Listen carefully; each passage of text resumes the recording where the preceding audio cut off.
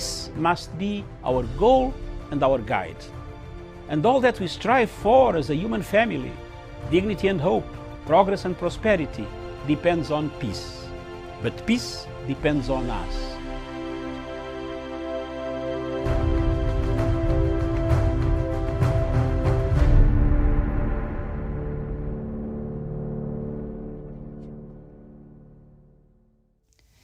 A very good morning to you, and thank you again for joining us. Of course, the show is People's Court. Earlier on, we had Good Morning Africa, where we paid a keen attention on the headlines of Kenya's newspapers here.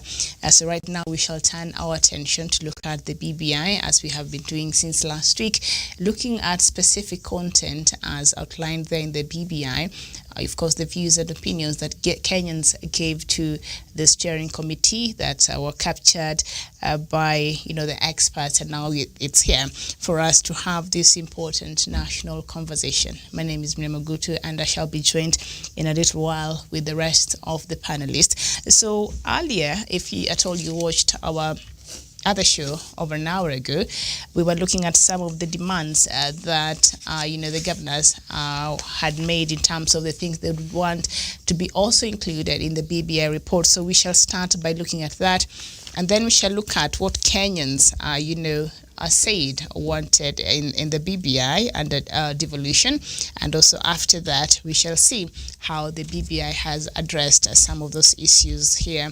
So we have a lot to look at. I think this is very important, understanding why even the crafters of the Constitution found the need to have devolution here in Kenya. So let's start with the demands from the governors this morning, as it has been outlined there on the Star newspaper on page 5. I'll just go through it point by point, and then after that we shall go to the BBI and see what Kenyans asked for, what Kenyans demanded. So let's start with the demand from our governors there, and what governors want: power to hire and fire their deputies. That is not included in the BBI. And also they say free hand to pick a deputy from either gender, because according to the proposals of the BBI right now, it has been said, the BBI has proposed that if the governor is a male, then the female has to be the deputy, or if the governor is a female, then a male has to be the deputy. And so the governors right now coming out and they're saying free hand to pick deputies from either gender. The Constitution should not compel how that is constituted there. And so be allowed to pick deputies after elections. As it is right now, they have to go to the elections as a team.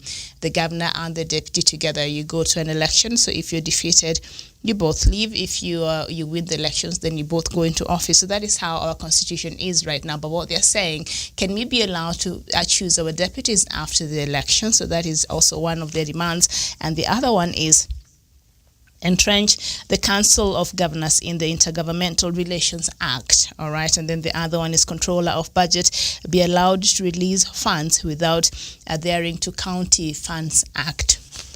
And then the other one is strengthening of the Senate into the upper house. Now, other contentious issues are the creation of the Judiciary Ombudsman, appointment of IEBC commissioners, creation of the National Police Council, and distribution of the 70 new MP seats. But that are contentious issues that are being raised by other groups, but specifically the ones I've read there, the 6 ones.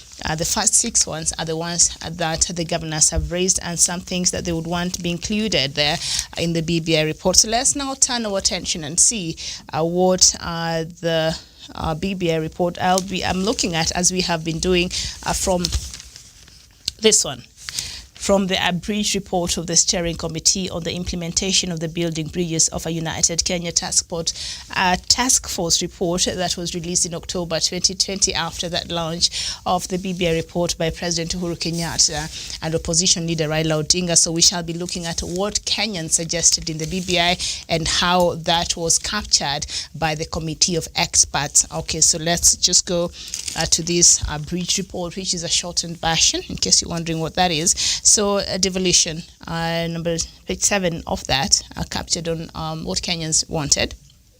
Now, devolution is one of the key discussions points from the 2010 Constitution. However, concerns were raised that various obstacles hinder devolution, like wastage of resources and theft, divergent views on the revenue allocation formula, spending has failed to trickle down to the grassroots, poor planning, misdirected priorities, inadequate capacity to implement budgets, and ineffective oversight mechanisms. Other views were that devolution has led to marginalization in counties. So these are the views of Kenyans as captured on this BBI report. Marginalization in counties where some groups find themselves discriminated by the majority. Kenyans therefore proposed the following specific interventions. So let's hear what Kenyans proposed as a solution to some of these problems, or some of these things that they say they would want to see addressed. So number one, the increased allocation of funds to the county governments. And then two, periodic costing of national and county functions by the Commission on Revenue Allocation, National Treasury and Control of Budget. Number three, complete transfer of functions from the national government to counties, including restructuring or winding up of parastatals that still carry out county government's functions. And then number four is initiate reforms to ensure that counties become centers of growth and economic development, as well as include governance as part of the security structure within the counties. And then number six, on healthcare, it was generally agreed that there was a need to restructure NHIF and initiate reforms to improve service delivery in the counties, curb unrest in the sector, and enhance professionalism. There were divergent views, with one group pushing strongly for a health service commission, while others were strongly for a regulatory statutory body to regulate and oversee the employment and deployment of specialized medical staff who are in short supply. In addition, there was a support for the rolling out of universal healthcare and upgrading of referral services and emergency response and paramedic services. And on that last part that has to do with the health of Kenyans and, of course, the health sector, a lot of Kenyans, I think, have always thought that from the ones I speak to, that devolving health services perhaps was done rashly. We might have taken a bit of our time before we did that, because we've seen the confusion that we've been seeing with the doctors, and they're striking in different counties, and the national government really cannot intervene because this is a function that was devolved to the county governments, and because it's very, very important. Maybe some Kenyans have been feeling the same way education has been left to the national government. Perhaps even our health sector could have been left to the national government, and then it would be working in coordination with the county government, so that Kenyans are able to be served well and effectively. But we've seen there some of the key things that Kenyans raised in regards to healthcare.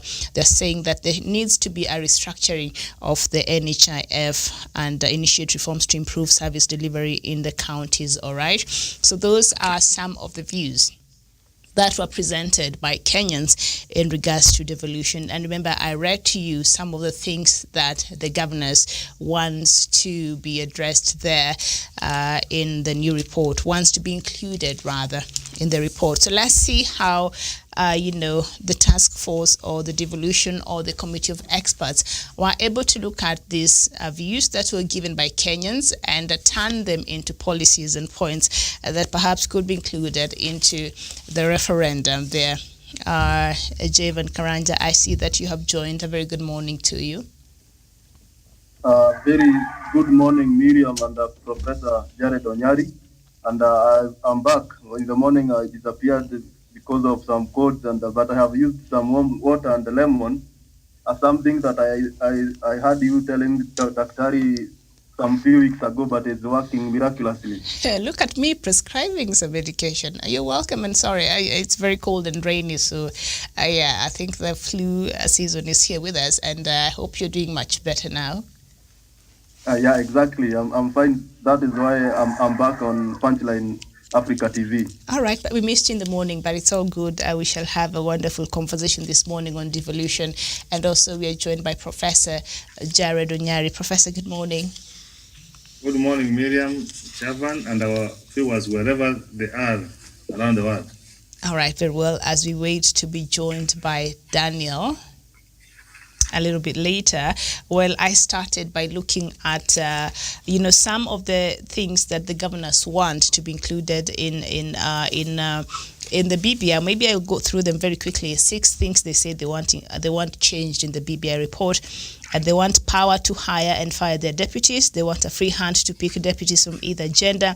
They want to be allowed to pick deputies after elections. Entrench the Council of Governors in the Intergovernmental Relations Act. They also want control of budget, be allowed to release funds without adhering to County Funds Act. I don't know if that will give room to corruption. I'm not sure. But as we continue looking, perhaps they have a good reason for that. And also strengthening of the Senate into the upper house. And I was just before you joined, I was looking at some of the views that Kenyans gave to the steering committee. So maybe it's important I go through them very quickly.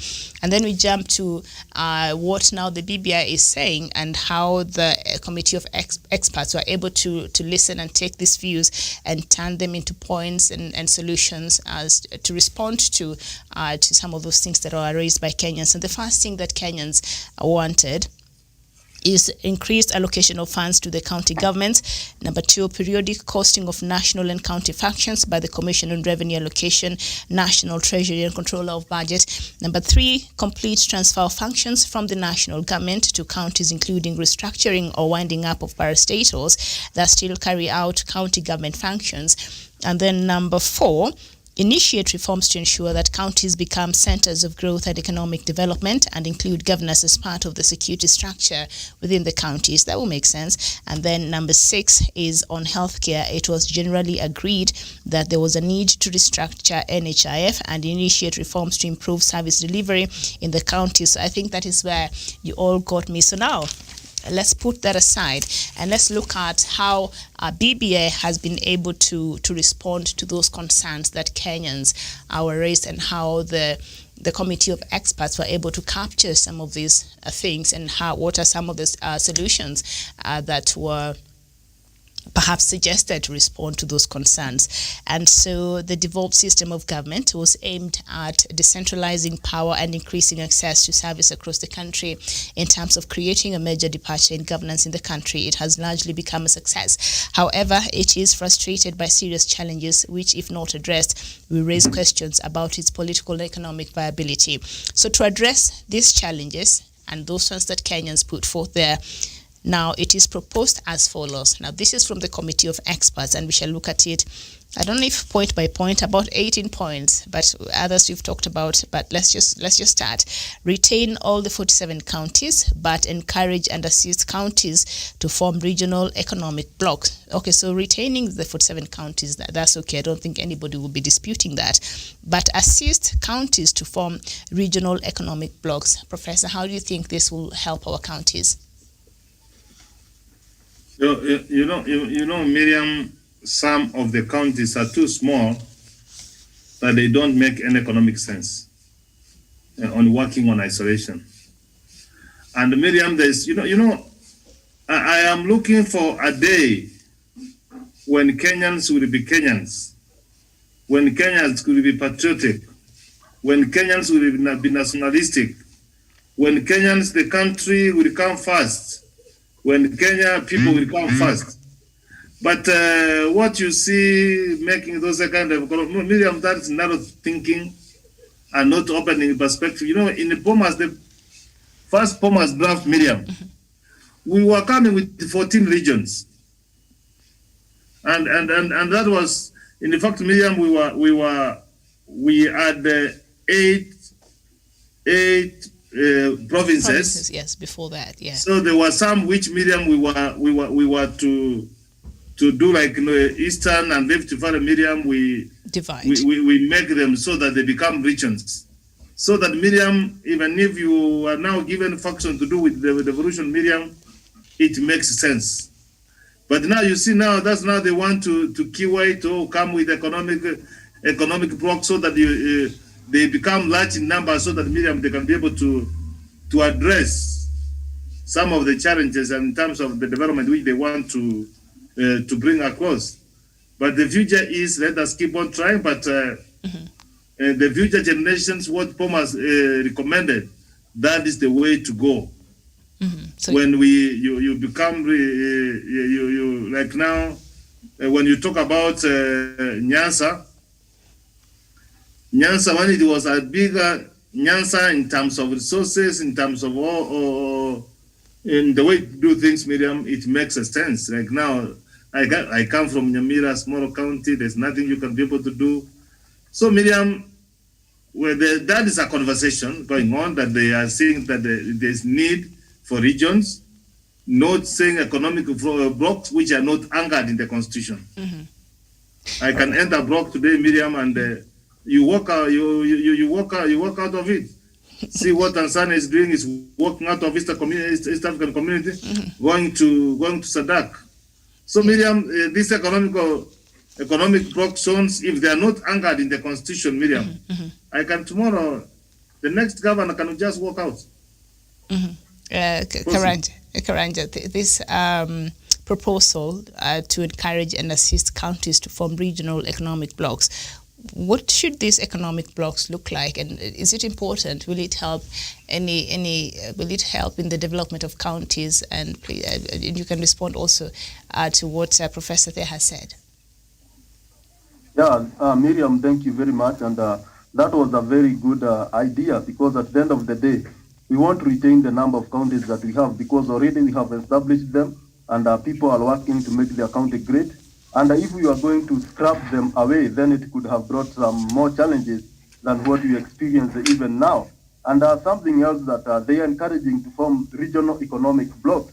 Miriam, that is something that is a brilliant idea that will diversify our way of doing things. Number one, in Mount Kenya region, we had the Mount Kenya regional block, where the county of Laikipia, Nyeri, and Kiambu, Murang'a, they joined hands before the demise of the governor of Nyeri, Wahome Gakuru, and he was the chairman of that group of governors after election of 2017. And they are the one who came up with the idea of reviving the meter gauge railway that cuts across this region. And each county was to contribute a significant amount. Miriam, when you look at such kind of a scenario where these counties came together, they were able to pull enough resources to revive such kind of idea that later the national government came and put its resources there. And now we have a meter gauge railway that is almost functional, because the commercial railway is about to be commenced anytime soon. Therefore, this is something that is very nice, because at the end of the day, the people of this region that have this region is rich, is fertile of agriculture, and that there is a lot of agricultural products that needed to be taken to other counties. Therefore, this will ensure that the farmers in this region will get more income, and this will increase their profit, and that will be able even to improve their living standards, and that is something that is quite good. Miriam, let the governor do this thing willingly, because if we force them to have this region, if it is anchored in the constitution, then well and good. But like now, they have been given that window. Now the governors, they know their problems better. Therefore, and they know each other better. Therefore, they will be able. They are given that opportunity to seek that hand from another governor who they feel like they can work together and bring such kind of development. Miriam, recently we have seen the county of Meru and the Tharaka-Nithi, that county that they produce miraa. They are also trying to come up with such kind of an idea, and they are calling it something, a very good name, but they are trying to merge those counties in the regional kind of economic block, so that they can help each other, and they can also be able to seek markets for their products, that is miraa, and that will ensure that the farmers and the people around these counties, they will be able to that. Miriam, we also have border issues in our counties, and when we have these regional blocks, people will be able to settle things out. You saw what was happening between Kajiado and Kiambu. These are robbers of livestock, and you could see the kind of problems that the governors had. And if they were able to form such kind of an economic bloc, I don't see that such kind of problems could be emerging. Therefore, let's encourage our governors to do so, because this will bring even the people together. Because like the county of Kajiado and Kiambu, these are Maasais and the majority of Kikuyus. When they have that economic bloc where they can exchange goods freely, then that will diversify their needs, their incomes, and that will be able even to bring integration of these two communities, and that kind of rivalry will not be experienced going forward. All right. Thank you so much, Javen. I see we've been joined by Daniel. Daniel, good morning.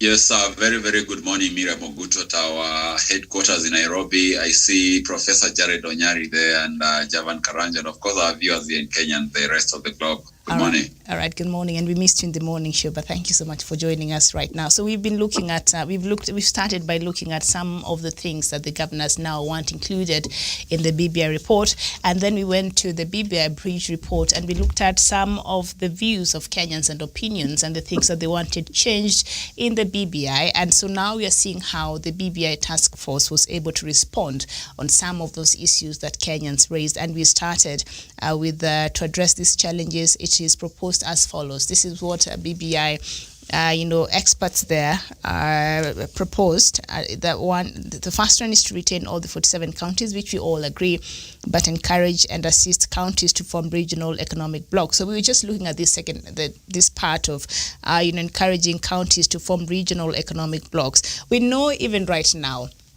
BBI, the devolution, it's in other areas is working very well, but in a lot of counties, we're still trying to catch up. They're still trying, the structures are not fully in place to embrace, a devolution as enshrined in the Constitution. So coming up with these things of counties to form regional economic blocks, will this form further complications, or this will help in development of our counties?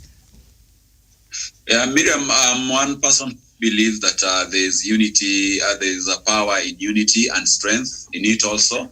And when you look even countries like in Southeastern Asia, whatever made them to achieve quite a robust and a fast, efficient economic endowment is that they cooperated together to form a Pacific bloc, which comprised of the Asian tigers as they are known. And these are countries which witnessed the fastest rates of economic growth at any particular point in history. And this was due to the cooperation and favorable bilateral relations that they had as a bloc. And therefore, when you look even at ECOWAS, when you look at SADC, these are regional blocks that ensure that this country have a very, very viable bilateral and fruitful bilateral relations. And it eases up trade, and it provides a platform where they can be able to share and exchange ideas. Now, let us trickle it down and boil the points to our local perspective. When you look at like where my home, where I come from, when you look, we have the Lake Region Economic Development Board, which ensures that the counties that are in the Lake Region, that is Siaya, Kisumu, Busia, Kakamega, Vihiga, and Kakamega, Vihiga, share cooperation, and they work together hand in hand. So, when you have such a cooperation, a regional bloc, it will ensure that counties that are trailing behind in terms of economic planning, in terms of infrastructural development, are able to benchmark with the counties like Kisumu, like Kakamega, which have achieved quite a milestone in ensuring that they have developed their infrastructure, their health facilities, and they have been able to achieve one or two things here and there.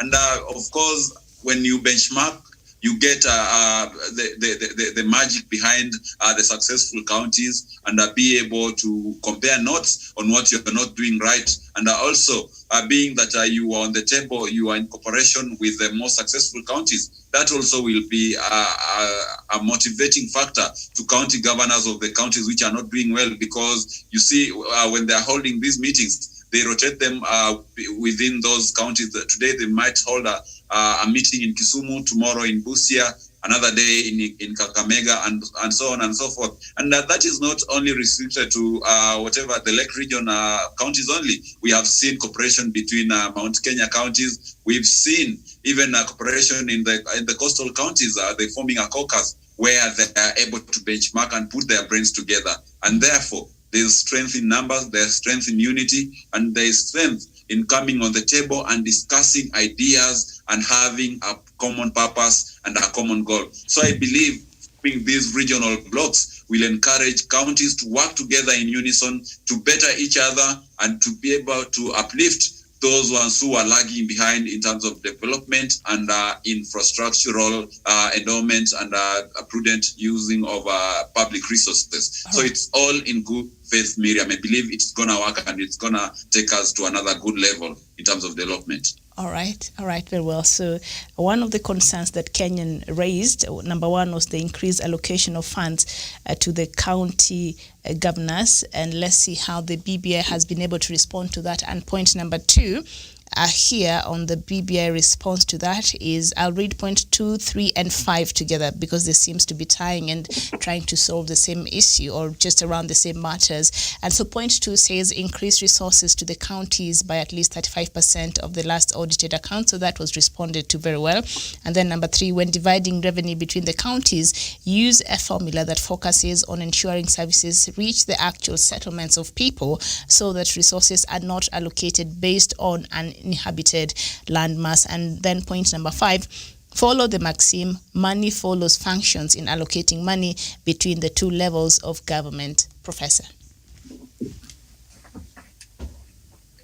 Miriam, that's all that I've always said, that if we develop some functions, let money be taken back to the grassroots, Miriam.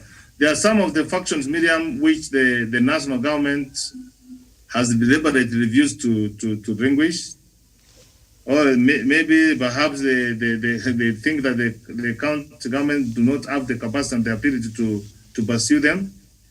Like if we say about Lake Basin Authority, Miriam, it is still being managed from the national government. Kedio Fire Development Authority is being managed by the national government. Tana at River Tarda is also managed from the national government. The Wasonyiro, all those kind of authority, regional authorities. So what we are trying to say that, Miriam, this is a good guess now because there's a conversation. We are trying to say that if those authorities are found within a particular county, let them just be managed there. And Miriam, what we want to do and what the devolution is all about, Miriam, is to take resources and the services close to the people. It's making a decision to be decided at the grassroots as compared when it is being done at the national level, Miriam. In terms of decision, it takes too much time for those decisions to trickle and reach the ground. So the people will be able to make a decision, Miriam, on what kind of development that they want. So for them to pursue this, Miriam, what they need to do is to be given the necessary resources. And you know, as I do, that Miriam, some of the money which is being sent to the counties, it goes to the current expenditure, Miriam, and there's no money which is left for development. So it beats logic why we were to do that kind of devolution for merely to move workers from the national government to go and be paid by the national government, by the county government. What we were doing with the devolution, Miriam, is taking development and the ground to the people. So increasing that percentage to 35, and from where I sit, Miriam, I'm looking for a day when 50% of our budget goes to the counties and 50% remains at the national level. And that's the only way, Miriam, this country will be able to develop. Because at the center, Miriam, you are at the whims of the executive. You go to a public meeting, to the road show.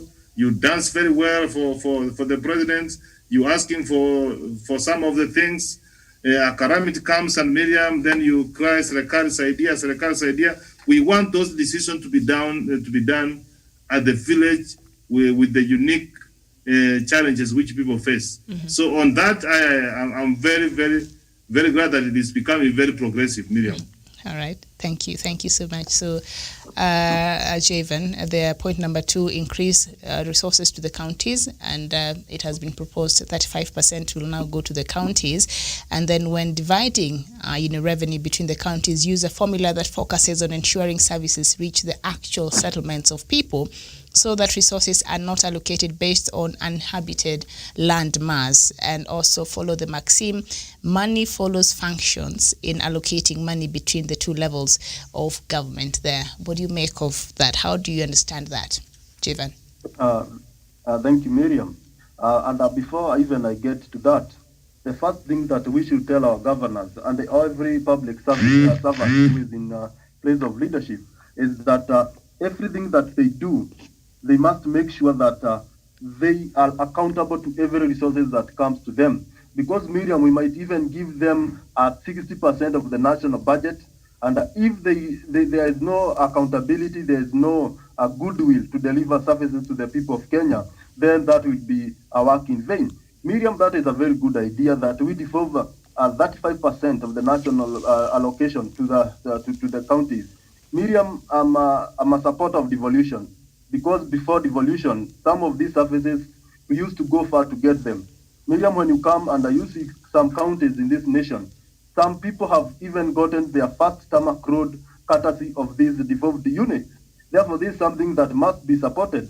Miriam, there are some counties that they have very excellent healthy facilities, and this is due to the devolution. Therefore, this is something that is working. It is only that some few governors are so hungry to get these monies. That is why they are corrupt and they are not working to deliver services to their people. Miriam, and the problem now, and I think you saw when we had the deliberating on the revenue sharing formula, you saw a number of issues, and where I come from, people are talking of 1 man, 1 vote, 1 shilling. Miriam, that is a formula that should be used, because, Miriam, at the end of the day, look at those counties that are getting more resources. They were used to get these resources based on the size of the land mass. That was the main criteria that was used to share these resources. Miriam, if these resources are shared to the people who inhabit these counties, then it will be quite clear that the people will get enough resources to deliver. Miriam, I listened to some suggesting that those counties that are so vast in land mass, they should have a kind of a reform where they can, instead of building all those roads across forests and so on, these people should be settled like a government settlement scheme, where they will be settled in one area and all those facilities to be put in that area, so that we avoid these losses and wastage of national resources. Like, for example, there's this county like Marsabit. We occupy one area where all these people will settle. Then the other part of land, these people, they complain that they are pastoralists and they are nomadic pastoralists. Then the rest of the vast land, they can use it to graze their animals as they come back to their homesteads, where they have hospitals, good roads, schools, in one kind of circumference. That will reduce the wastage of amount and the resources. Because, Miriam, when you look at the county of Kiambu, it is very small. It is small in size, but the number of people in that county, it's like 10 times the number of people who are in a county like Marsabit or Mandera. You see, that kind of thing will work miraculous. It will change, and it will bring kind of sanity even to the usage of national resources. And this will ensure that these people get resources to where they are. Now, you go to this area, there's kind of a scattered kind of settlement, where before you get from one homestead to the next homestead, you take like 2 kilometers. You see, that kind of resources. Now, getting services to that one person, it will take millions of money.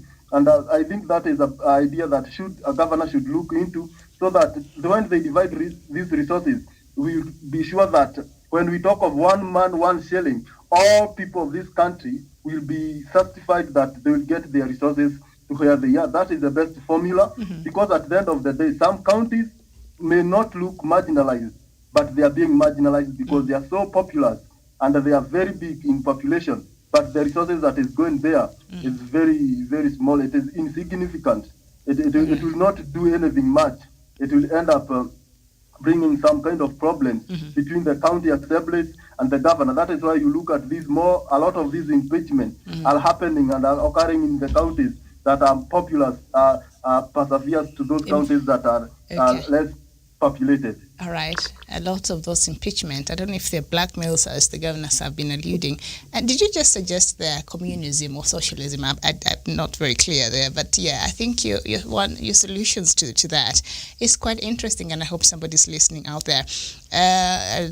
Daniel, BBI is proposing now that, the formula to divide the revenue in the country should focus on ensuring services reach the actual settlements and not the land mass. And also, they should use the maxim of money follows functions in allocating money between the two levels of government.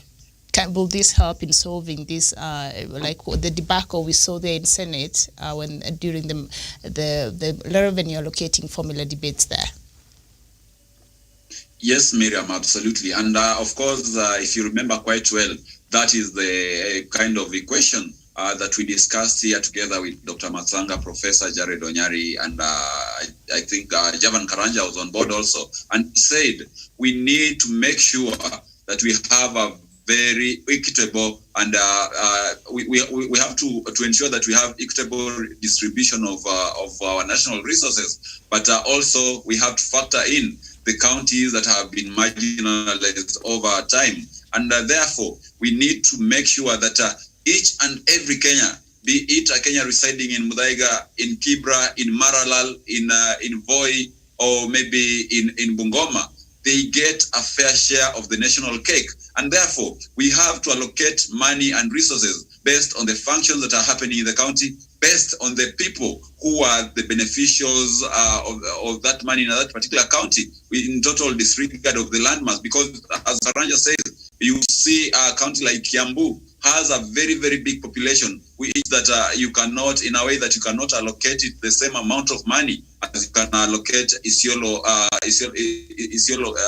Marsabit County. So therefore, we need that kind of particular formula where we have one man, one shilling, one vote, but also not forgetting to check on those who have been marginalized over a period of time. And when you talk about the marginalized people, these are people who live in arid and semi-arid lands, which is factored well in the BBI report. And actually the BBI report talks also about the equalization fund. So, and apart from defining the marginalized as the people who have been in those northeastern arid and semi-arid lands, we also have Kenyans who live in settlement, informal settlement like Kibra, like Mkuru kwa Ruben, Mkuru kwa Njenga, and Madare. Those people who live below the poverty line, those are also marginalized. And BBI provides a remedy for alleviating such kind of group of individuals from poverty through that particular fund. So we have to look at that, but also make sure that counties that are overwhelmingly large in population receive their fair share of the national cake, and they are able to cater for their needs, and they are able to run their operations, pay salaries, and also allocate some money to development without feeling constrained by whatever is allocated to them by the national government. Mm-hmm. And I think increasing the amount from the current 15% to 35%, as Professor said, it removes that perhaps the notion that for the revenue to the counties to be increased, it depends on the whims of the executive.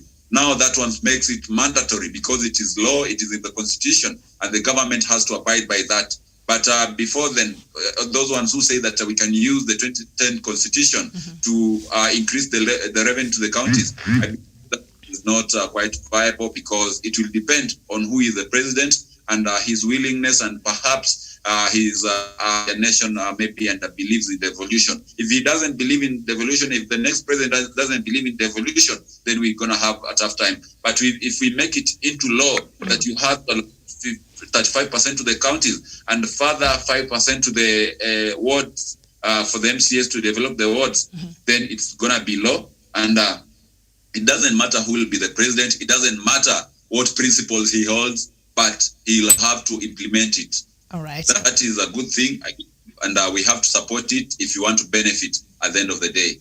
All right. Thank you so much. Miriam, before you go next, there are 2 points that I need to Go ahead. put across. Go ahead, Professor.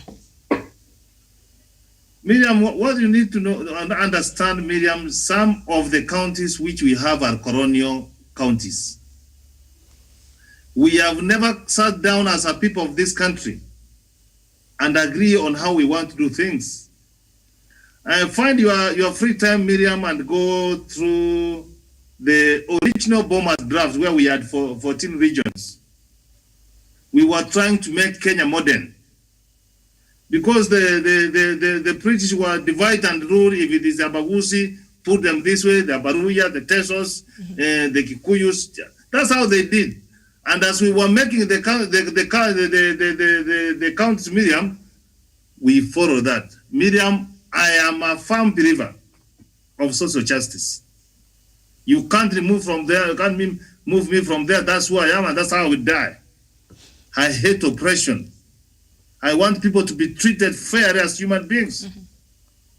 You know very well that some of these countries we are talking about landmass.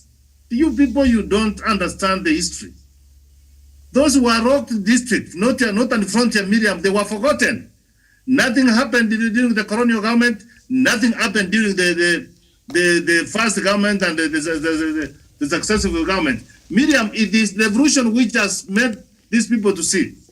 You are talking about human beings. Yes, I agree. You one man, one share, Miriam. Do you know a woman in northeastern Miriam? He walks over 200 and 300 kilometers to go to a maternity or a clinic. The money which we give them, if the national government cannot deliberately go and connect those regions, Miriam, is the money which we give them enough? Karanja was suggesting and we keep on talking about that. Karanja was trying to say that, you can bring them together. Miriam, do you know those people kill each other because of pasture and water? They just crash because of that. So coming to bring them together and telling them that, this is how you are going to do, you can't make it. Their way of life is pastoralist, but with time we can build modern society. So what we want to do, one man, one shilling, one vote. Let it be. But the government should be deliberately develop those areas which were marginalized. Not even talking about the equalization fund, Miriam. If those people were not given roads, it is the duty of the national government to give them roads so that they can be able to connect. So when you give them one man, one shilling, one vote, then their money makes sense. But now when you give them, and the area is so large, Miriam, when they do a 30-kilometer road, the money is already over, and they have not covered those regions. That's a conversation which is going on, and I hope that it could have not been the politics we are putting across, Miriam. We can address ourselves as Kenyans, and I hope PBI has given us the opportunity to have a conversation. That's what I wanted to say. Very well. Thank you so much. Makes sense. And so the third point there that Kenyans wanted captured on the BBI, or the issue that Kenyans raised there, number 3, because number 1 and 2, we've seen it has been addressed. That is more allocation to the counties, and number 2 also has to do with that. So the third point there is complete transfer of functions from the national government to counties, including restructuring or winding up of parastatals that still carry out county government functions. And let's see the response of the BBI, steering committee, how they responded to that concern by Kenyans, and that has been addressed number 4. And number 6 and number 4 says finalize the transfer of functions from the national to county governments and eliminate all duplicity of functions between the 2 levels of government. And then number 6 says parastatals carrying out county functions should be either wound up or restructured. This should be synchronized with the implementation of the already completed parastatal reforms policy. We don't want the duplicity that has brought about a bit of a tug of war, because some functions are still with the national government and county governments are still wants to meet the same functions, and it has brought a lot of confusion. So what Kenyans are suggesting and what the BBI has responded to is the agreement that there should be transfer of functions from the national to county governments and eliminate all duplicity. We don't want to be paying people double for the same thing they're doing there. Professor, this makes sense. Miriam, this one likens me that I don't know whether you have ever attended a wedding and you see the dad is giving the daughter to the other side. Mm-hmm. And you will see these people crying. Have you ever seen? Mm-hmm. Have you ever watched that one? You see people shedding tears that they are giving their daughter, Miriam.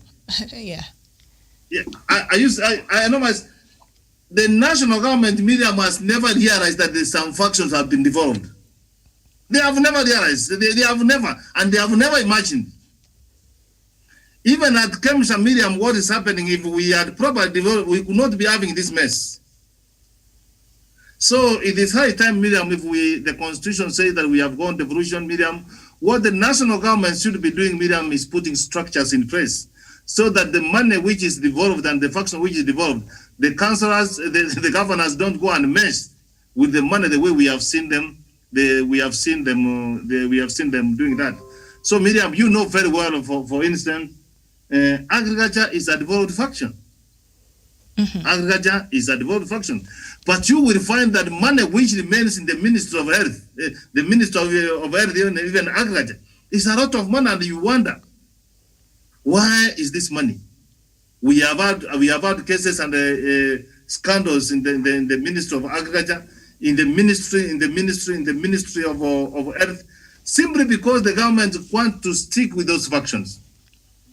So, Miriam, what we need to do is to capacity the counties, and I think 10 years now is long enough for this county or developed unit to manage their own affairs. Mm-hmm. Imagine, Miriam, even you can see there are some areas when we are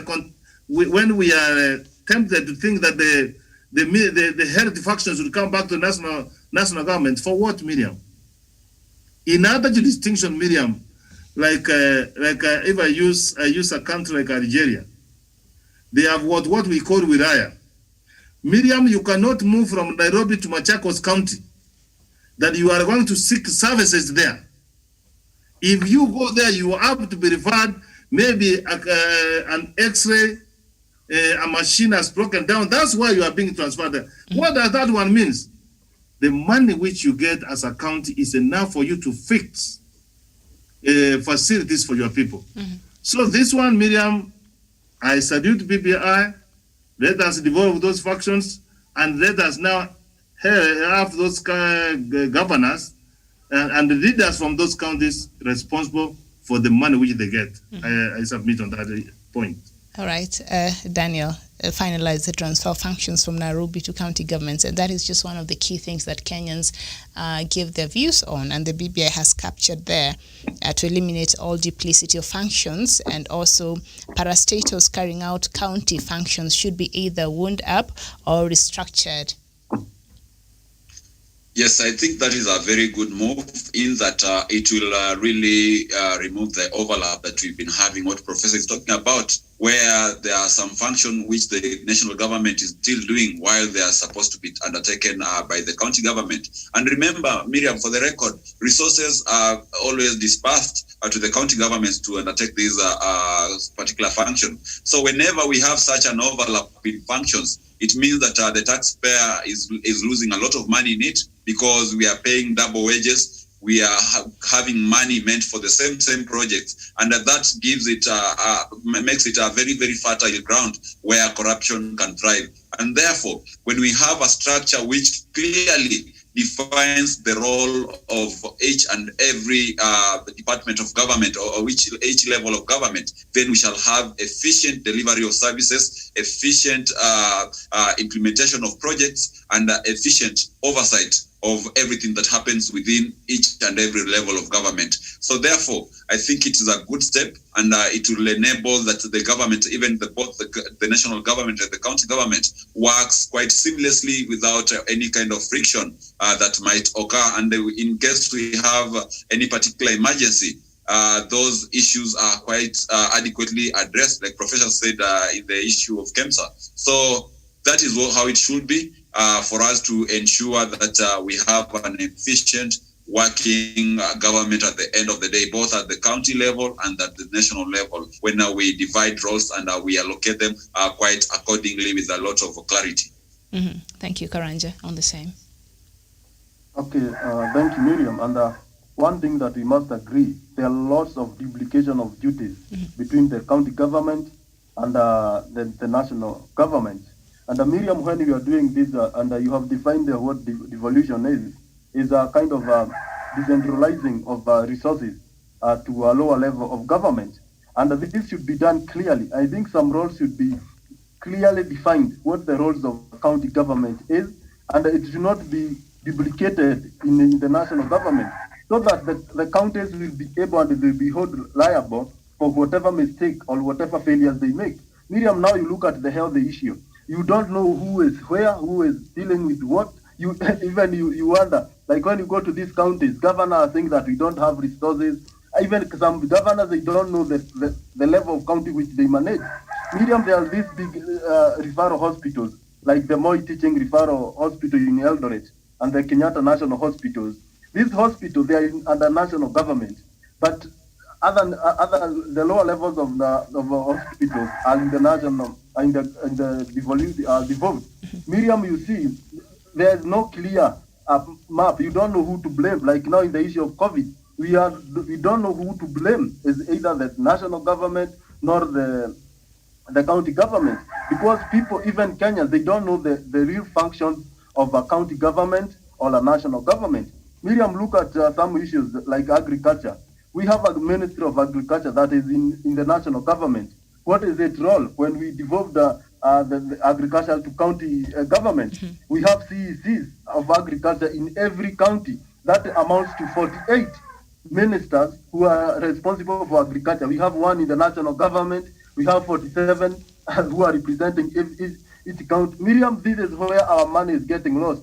That is why we are a country where almost 50% of our budget goes to payment of salaries, because we don't know. Even when you ask these people, when we had the locusts, Miriam, you could see the tension and the panic that was in our governance and in the national government. The national government is blaming the county government. The county government is blaming the national government. A small issue that could have been dealt with, it is taking time because nobody knows where he is supposed to stand in the search of occurrence. Therefore, Miriam, I support.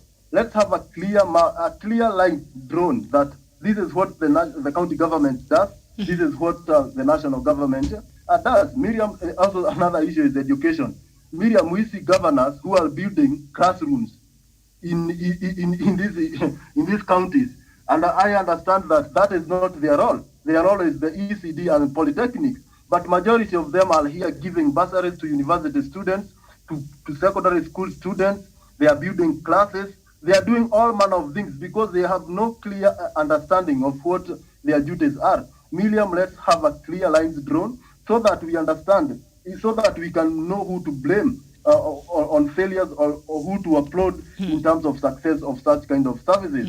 So that and Miriam, I think the big issue here is the health issue. And if it's possible, it should be scrapped from the county government and taken back to national government, so that we have issues to deal with, and the county government to be left with other issues, because national health is something that the government is working for. We have the universal health care facilities that are in place. Therefore, I think that issue should be looked up in seriously, so that it should be taken. For me, I feel like it should be taken back. They are managing almost every facility, apart from these small dispensaries that are managed by the counties.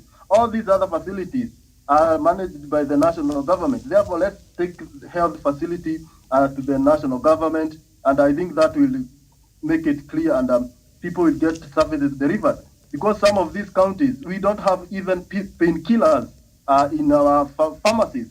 Therefore, this is something that is very worrying, because it's worrying, Miriam, and that is why you find health is very in a deplorable state in all of our county government. All right. Thank you so much there. And who is this? Emmanuel Malwal, I know you're watching us from South Sudan. Good morning to you, and thank you for watching us this morning. a few minutes to midday here in Nairobi. Robert, thank you. Samuel, you're watching us from the US. How is it going over there? Your president has refused to concede. I don't know what's happening, but thank you so much for tuning in. So the other point that Kenyans wanted addressed on the BBI on matters devolution, let's look at that. And point number 5, saying initiate reforms to ensure the counties become centers of growth and economic development, include governors as part of the security structure within the counties. And let's see how the BBI report was able to respond to that. And that is in point 7, and it says consider how ward representatives can have oversight of funds intended for bursaries only while ensuring that CDF funds do not clash with the development imperative counties. And also let's look at point number 14. That is strengthen the oversight independence of county assemblies by ensuring that the transmission and management of county assembly budgets are insulated from arbitrary or politically motivated interference by county executive. And also number 16 there, require new governments to complete the projects initiated by former governors by Treasury withholding funds for new projects unless old projects are completed. That is in line with the development of the county. So I see that has been addressed here extensively. And initiate reforms to ensure that counties become centers of growth and economic development. So yeah, I think these are points that really address that. So requirements of new governments to complete the projects that were initiated by former governors by Treasury withholding funds for new projects unless old projects are completed. A governor who wants to abandon an old project must have credible reasons to do so, and also counties to budget more development money to respond to specific needs in the wards rather than granting a lump sum to counties or constituencies. Commission on Revenue Allocation to change its revenue allocation formula to target wards in the county budgets. But let's just look at that point up there. That got me very excited, because this is what happens. I remember at my home, constituency. So we had this member of parliament, and the late Grace Ogod, and she started this wonderful project, piping water to homes, when she was campaigning, or when she was a member of parliament, yes, and she was campaigning to be elected. But when she failed to capture that seat, you know what happens? She came back for her pipes. That is what happened. That is what happened. So what now the BBI is proposing, that when a new government comes in, you are supposed to complete the project that your predecessor had started, and the Treasury will withhold funds for new projects unless old projects are completed. Okay, I have 2 points. One, that is good, because you've seen a lot of governors abandoning the projects, or leaders abandoning the projects that were started by their predecessor. They come in, they start their new projects, and then they're not re-elected. They left their projects uncompleted. The other ones are completed. So a lot of money goes to waste. And also another point is, we might find people starting projects not with the aim of completing, but maybe getting the money for it, and then they don't complete it, and they use it to perhaps get money, but they end up not completing it because they know the person who will come after them will be required to complete that. I don't know. Help me out, Professor. How do you think this will work? Yeah, Miriam, let me just have this to say. Yes. That when Michuki became the Minister for Roads in 2008, during that turmoil. He became the Minister for Roads. And there is this senator for Kirinyaga. See, a senator, I don't know, it's a senator, Ibrahim Maina. Mm-hmm. He used to have a company called Kirinyaga Construction. The duty for that company, Miriam, was to go to this one. He gets this tender, he gets mobilization fee, he brings some tractors, put them on the road and put aside. He goes to the other one, he goes to the other one, he goes to the other one. Miriam, he collects money which belongs to taxpayers, Miriam, and he does nothing. You would only see those tractors standing there year in, year and out. So when Michuki became the Minister for Roads, he said, oh, you are the ones who is having this one we have terminated, this one we have terminated, which one terminated. When you finish this one, come to the office, we can give you another one. So Miriam, let me tell you, when you are seeing the new leader not completing the project of the other leader, Miriam. There's nothing which you need to read from there. That's corruption. People get money through projects. When you start a new project, that's why I think even the government, as we speak today, say that there is no new project which is going to commence. Let us have the old what completed project being completed. What am I trying to say? That when a new project comes here, Miriam, you know who can get and how much percentage it will give you. So the project which you find there, you know very well, so and so was given money, he earned the money, so there's nothing you are going to get. So it will be something very good, Miriam, because it will save the taxpayers' money. And what I want to always, Miriam, I always say that the money which the governors, the members of parliament, and everybody else gets, that money belongs to the people of Kenya. That money is supposed to go there and serve people. For instance, Miriam, the MCA gets money for the bursary. The member of parliament gets money for the bursary. The governor has got money for the bursary, Miriam. And do you know what? When they give it out, it is 3,000, 5,000. Maximum which you can get is 10,000. Can it educate someone from a vulnerable background? So, Miriam, what we are trying to say, let the project be the one which have been started, be completed. If we go that way, Miriam, we will save money which belongs to the people of Kenya. And we will be able to eliminate corruption. You will find like now, if it's a member of parliament or a governor, he knows that this governor comes from the other clan. If he completes that project, it will be a prize to the former member of parliament. Okay. So he will stop. Because by the time he completes the project, Miriam, he will not be able to have started another project in his area. But when it becomes mandatory, that when you enter into the office, you find that the project which are there, and everybody knows that that's what it is, nobody will blame you. You will say that these are the projects which I found in, the constitution says, the law says that those projects have to be completed.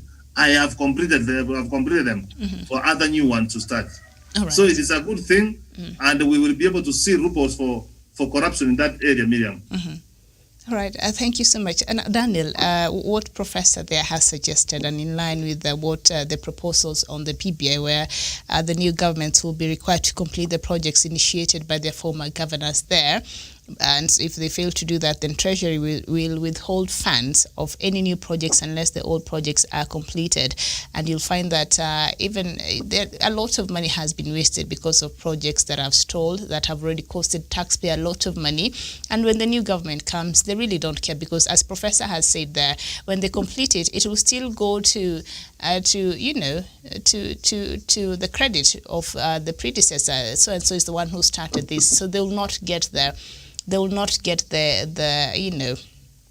points that they want, as you would put it. Yes, the bonga points, and unfortunately, so they will be helping the other person in terms of their track record in development. So by the time they want to start their own, their time must be up. So perhaps what can be a solution to that? Because I know in Kenya we have the Agenda 2030, and that was very intentional because we had a blueprint on how we want to develop our country in a specific time. So do you think perhaps by forming, say, development committees in the counties which will identify the needs of the counties, and they have a plan that is long, maybe 30-year plan, 20-year plan, these are the needs of these counties, these are the priorities, this is what we want done. So regardless of who is in the governor or the senator or the member of parliament, these are the things that will have to do as a county. Do you think that will help in terms of longevity and in terms of continuation of development, as opposed to what the BBI is proposing? Because I still think this will be a problem here,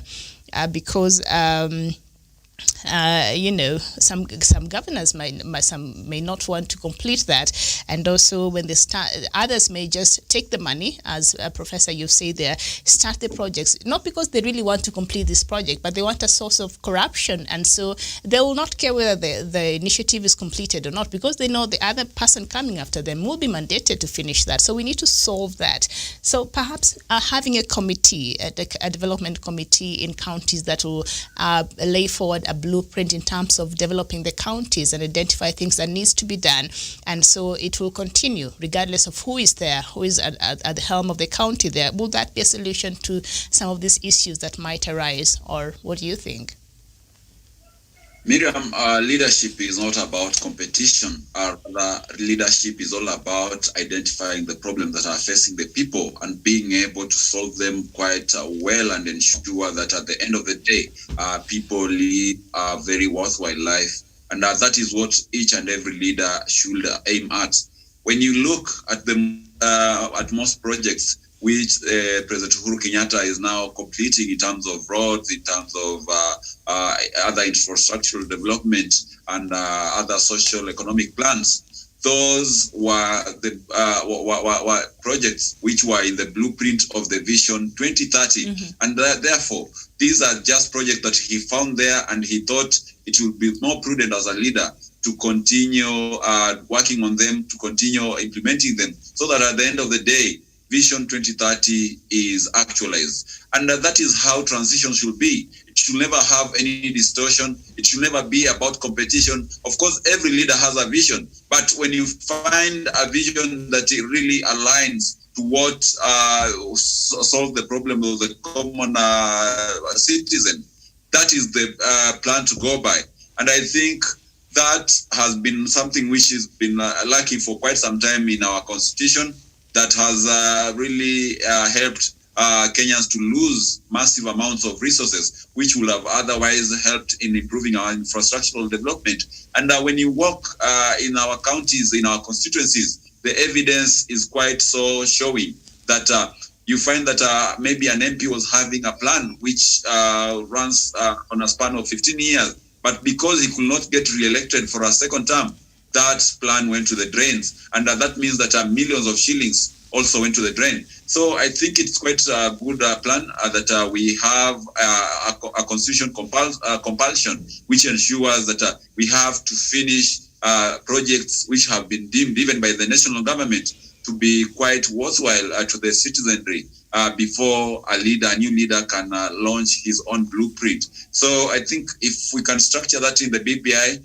and be able to bring it in our constitution, in that the national government will be doing an audit of the project and be seeing their viability and the kind of potential they hold in matters of assisting, uplift the livelihoods of the locals of a particular constituency, a particular county, or a particular ward. Then those particular projects will be gazetted, and it will be compulsory for whoever takes the mantle after the incumbent to make sure that they become a success before they can be able to roll out another project. And that goes hand in hand with what we've just discussed about, where we've talked about clearly defining the roles of the national government and the county governments and the ward level leadership, so that we don't have an overlap in those functions. That is a similar thing, in that we don't have different leaders coming on the table with different solutions and different remedies, when we still have an ongoing process of implementing our projects. So I think it's something good. It will curtail wastage in resources and taxpayers' money, and it will also ensure that we always have projects that grow to fruition and curb on wasteful expenditure by leaders at the lowest level of leadership. So it's a good thing, and I believe government will come up with very stringent measures to ensure that it is adhered to the latter. And maybe just to give an example, I come from a constituency where people say that you cannot govern for 2 terms, Butula constituency. Since early 2000, an MP has only been having 1 term. So in a constituency like that, if you have there's the time we had a very, very development-oriented member of parliament, that is Honorable Alfred Odhiambo Bwire, and he rolled out a very robust infrastructural roadmap, which he was able to accomplish some, but some he never had time to accomplish them because he was never voted for a second term.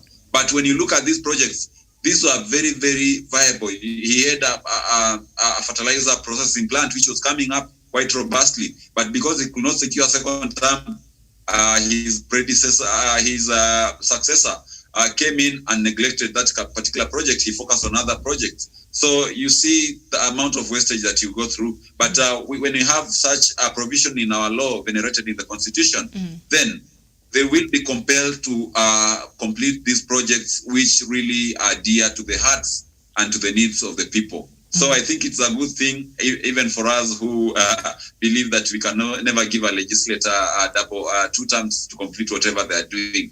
At least we shall have that blueprint being implemented, and at the end of the day, it will be a win for the government and the people of Kenya, not the politician.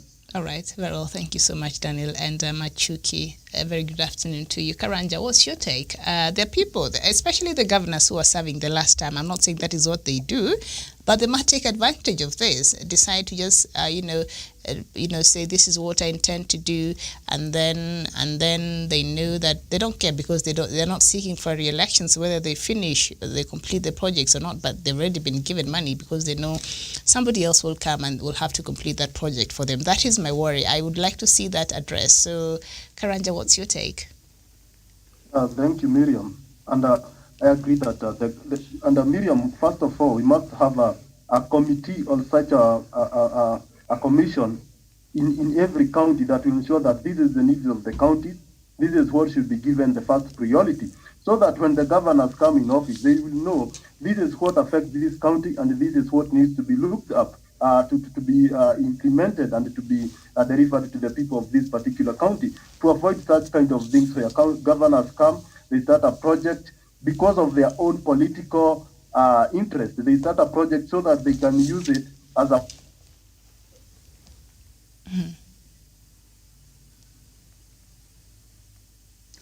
We seem to be having a signal problem there from Javen. Javen, can you hear us? All right, so once we're able to have Javen back, he will conclude his thoughts there. We seem to be having a problem there with his reception. Professor, another point that seeks to address one of the issues there that were raised in Kenya by Kenyans in terms of initiative reforms to ensure that counties become centers of growth and economic development.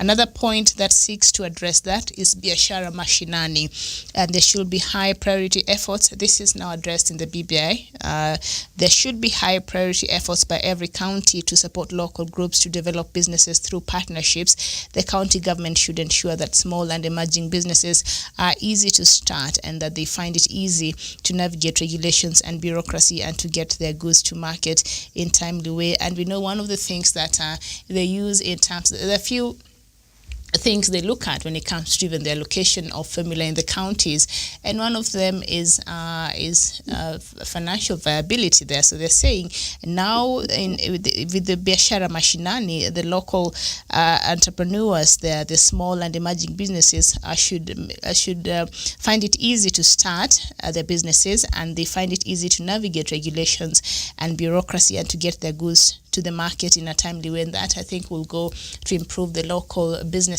in all the counties there. And we also saw the other day when we were looking at something else about the BBI also proposes that every Huduma Center that we know are all over the Kenya right now. I think every post office there is a Huduma Center. We know post offices are scattered all over this country. Now in every Huduma Center there will be somebody there who will have a professional in terms of business advice. Remember we talked about it last week, so that will also go in hand. So biashara mashinani, how will this boost the growth of our local economies in the counties? Professor, and then Daniel. Javen, are you able to hear us now? Miriam. Okay, go ahead. We have to take this country forward, Miriam. We have to do much on our economy. And I'm looking for the day, Miriam, when we will spend less time in politics, on the political bureau, and then we spend more time, Miriam, to make wealth. And to take biashara mashinani, Miriam, it is very expensive for business persons in this country to do business. In terms of getting the license, in terms of moving from one office to the other, Miriam. You find even when you want to start the actual business, Miriam, you don't even have money. We have had the cases, Miriam, that you spend all the money for paying for rent to the landlord. basically that you don't have money which remains for you. And the only money you can be able to raise, Miriam, is to pay taxes, is to pay for the landlord, Miriam, and even you don't even have something to eat. Miriam, do you know that there are some parts of this country, and if I use one example, I know like in Nyandarua and Mount Elgon, Miriam, those areas, Miriam, are very rich in terms of agriculture products, but their goods don't reach the market. So there are those ones who have taken agriculture, Miriam, as a business, agribusiness, Miriam. So these people must be assisted, Miriam, so that they can be able to produce their commodities, their items, Miriam, and they should be able to reach the market. And Miriam, in terms of doing business, Miriam, you know, as I've said, Kenya is an agricultural economy. So we should also be ensured that even these businessmen, those who want to do business in the farming, Miriam, they don't use more money in terms of taxes, in terms of fertilizers, in terms of inputs, Miriam. This is basically what we are trying to say, that when a business person does business, should be able to be efficient, to be very effective, timely, and less costly. That is what it is trying to address, Miriam. And even when we are talking about biashara mashinani, Miriam, that this business person should be able to access funds for them to do business, Miriam. And Miriam, you know, as I do, and I said here last time that this country is being supported by the Juakari sector. This is where we are having more employment, Miriam. Every other year, we are having thousands and thousands of young Kenyans coming out of schools and colleges and even universities. So, Miriam, taking biashara mashinani, meaning here, Miriam, we are creating job opportunities for these young people to be observed, Miriam, or to get this kind of employment. So the government having that kind of focus, Miriam, biashara mashinani, that the business person should be able to file their income tax, Miriam. They are able to get information, Miriam. Thank God for Huduma Center, Miriam, in some areas, and there should be more of those, because literally you used to move from from Ministry of Trade, you go to KRA, you get from KRA, you go to lands, you go for paying rates, you go from there. This one you can do it in one stop, Miriam. And on that, Miriam, if that one will be captured on BBI and be anchored in the Constitution, Miriam, it is going to be a serious paradigm shift on how we are going to do things, and it is going to improve our economy. And improving our economy means that the government will get more tax, will collect more revenue, which it will offer services to the people we are talking about. We are talking about, Miriam, on 35% going to the counties. I've not heard some Kenyans saying, Miriam, how are we going to make this wealth? How are we going to create it? And how we are going to create this wealth, Miriam, is to support our farmers, is to support our business persons, Miriam. That is how I see it and I submit, Miriam. All right, Daniel, the counties on biashara mashinani, there should be a high priority efforts by every county to support local groups to develop businesses and through partnership. And we know outside of the counties who are being encouraged to do so, there will be a 7-year tax, holiday for startups by young people there. So adding that and what is being suggested here, this may lead to a lot of growth there in our counties, and that might lead to also the government making more money and taking more back to the counties as well, don't you think? Miriam, when you look at the leading world's multinationals like Microsoft, Apple, when you look at KFC, when you look at multinationals like IBM, these are ideas which started from the grassroots in a garage for some, and they were nurtured from the very, very tender age period until they became what they are today on the global arena.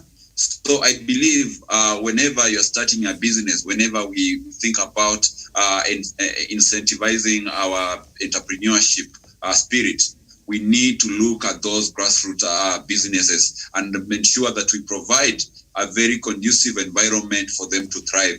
And therefore, it's a very, very ripe idea for the government to set up the expert advice on Huduma centers, and also encourage counties to provide a conducive environment, a very ample one for that matter, for entrepreneurs to come up and set up business. And also, when you read the BBI report, they talk about impacting financial literacy from a very, very early age, and entrepreneurial skills to be part of our curriculum. Also, it talks about teaching Kenyans the spirit of savings. And for that record, they say that a penny saved is a penny earned. And it is within the provisions of the BBI that we project that perhaps when we implement the report, we shall make sure that our savings account for 25% of the GDP as a people. And that is, I think, is a very good plan. And also factoring in the fact that the government is also talking about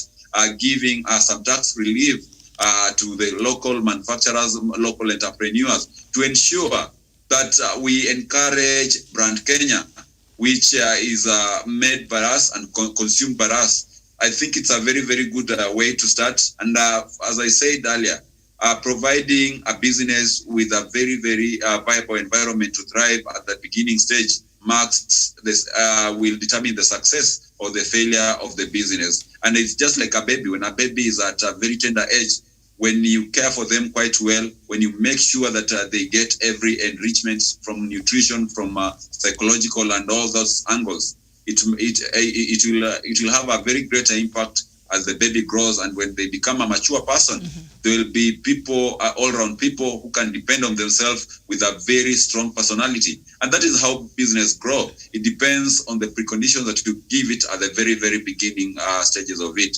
So I believe once we do that, we shall have a society which is vibrant in investment, in doing business, and in setting up entrepreneurial ideas. And with that, we shall be solving a myriad of problems, from unemployment to better products for our people, and as well as just increase our GDP through exporting our products from Kenya, and also just creating a very better livelihood for our people. So I think it's a good idea. It has to be inculcated in our people. It has to be enforced by the relevant authorities and supported by all the government stakeholders. I believe doing so will make Kenya a better place for investors and also for our local entrepreneurs. Thank you. I don't know if Javen has been able to join us. Javen, are you back? Well, not yet. We seem to have had a problem there with his reception. So once Javen Karanja from Nanyuki is able to join us back, then we shall continue having him in our conversation. So before we go to the last point there on healthcare that Kenyans suggested and how they'd want that taken care of, let's just finish up with the reforms to ensure counties become centers of growth and all that. And there's something else that has been giving counties a lot of headache, and that is the number of staff they have and how they hire them. So point 10 of how to solve that problem says limit arbitrary, nepotistic, and crony recruitment of human resources that ignores merit and inclusivity by replicating the independence of the Public Service Commission in every county service board. That is point number 10. And also point number 15, limit the number of persons that a county government can employ to the number of people it serves and the functions it discharges. We've seen once the governors have been elected, everybody that was on the election board is on board. All of their relatives that don't have jobs, suddenly they're all employed in I'm not saying that's all what all of them do, but that is what you've seen across board. So it doesn't matter whether you qualify or not. Your uncle, you have a job. So the BBI is saying that should stop. Professor, are we likely to see that stop, really? Yeah, Miriam, what we do here is that human beings do change. And when human beings find that things are the rules and the regulations which have been put in place, Miriam, they have got no... Otherwise, people complain, Miriam. People tend to do what they do when they know that they can escape. They can do this and they get away with it. So I'm very optimistic, Miriam, that through BBI and the way corruption has been addressed, Miriam, and I'm praying for this BBI to go through, Miriam, and then we get one or two characters, Miriam, and we put them in. Miriam, you will never see people joke. Miriam, since Waititu was shown the door, the governor for Samburu told that you cannot step in the office. The governor for Nairobi, you cannot step in the office. The governor for Migori, you cannot step in the office. You know, they used to see that as a joke that they can just walk to court and they put the bond and then they come out. Miriam, even some of them, Miriam, they know very well, yes, they are in office, but they know they are just a duck which cannot walk properly. So what I'm trying to say, Miriam, that if we can have those rules and the regulations put in place and anchored in the Constitution, I have no doubt, Miriam, some of these leaders and even some of these governors are going to behave. People misbehave when they know they can do something with impunity and nothing can happen to them. Mm-hmm. So I know people do change and people will behave because this is the way we have said we are going to behave. Mm-hmm. Daniel, are you seeing that criteria of employment in our counties? They employ even people who have no portfolios there at all. Do you see that changing now that should we adopt the BBI report? Then that will bound to change. But are we likely to see a change of behavior in in terms of employment in our counties and how the staffing there and the lack of inclusivity and merit and all of that? Are we likely to see that change? Miriam, first of all, I have to reiterate that when we employ people based on meritocracy, then we shall ultimately gain efficiency when it comes to service delivery. Because when we have people who are qualified, they can do multiple duties and quite efficiently without leaving some bits of it behind, which will require more extra people to be hired to be able to check on it. So therefore, we have to ensure that we employ people who are based on merit and who have quite an equal and befitting skills to that particular position. Number two, this one is self-executing, because when you employ people based on meritocracy, you are unlikely to have a majority of people who are from your family, because not all your family members are specified, are specialized in a particular job description in the county government. You have to go out and source someone else from outside your family, your friend circle, and people close to your cronies. So that automatically kicks out the question of nepotism and perhaps even tribalism.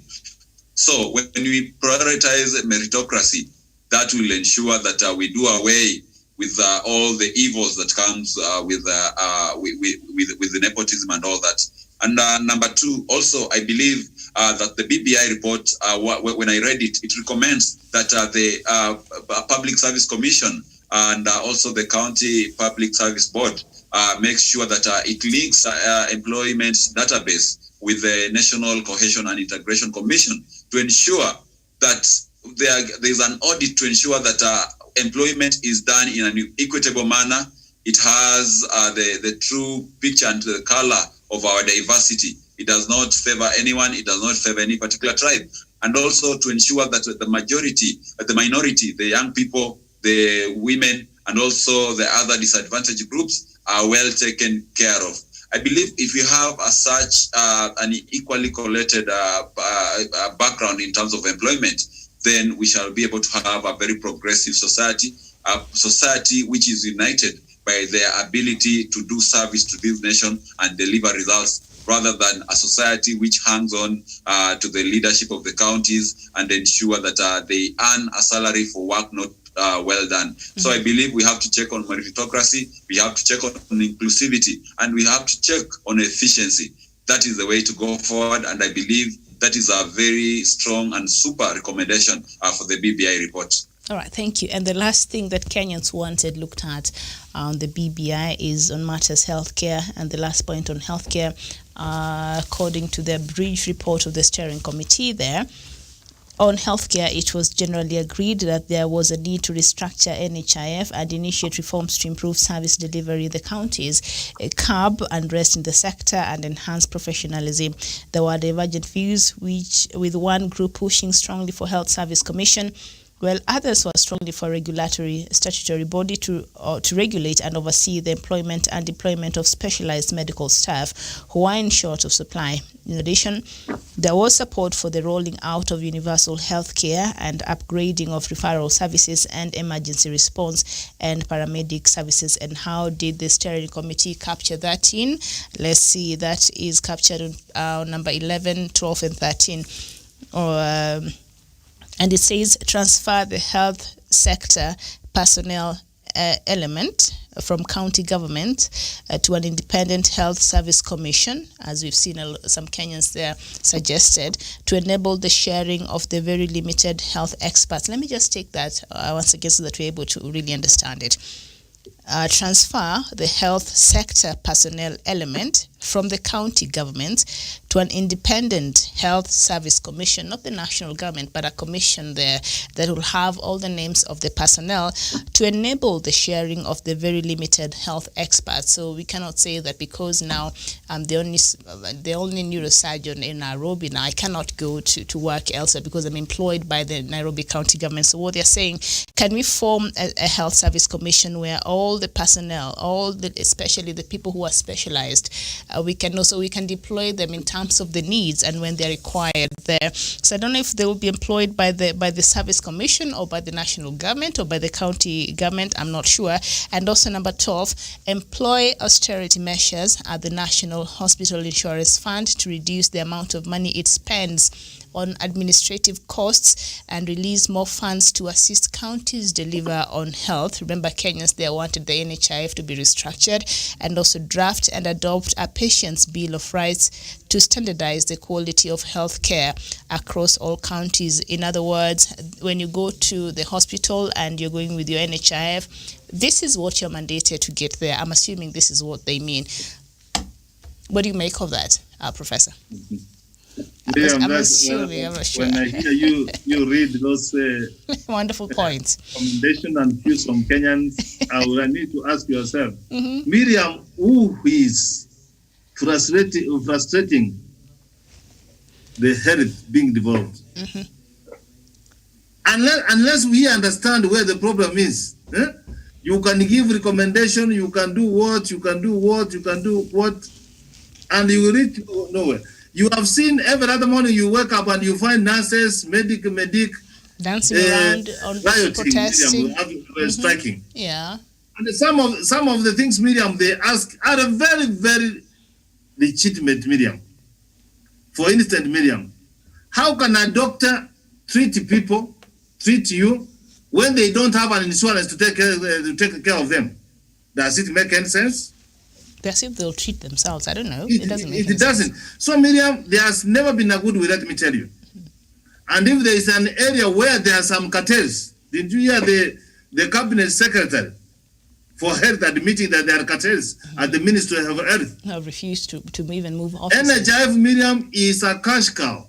It is. For some people, that's where people make money. I mean, we have that's cases where in doctors court. claim money for no services being offered. So, Miriam, this is a frustration of all Kenyans. If we don't get it right, Miriam, I have seen other jurisdictions, other countries.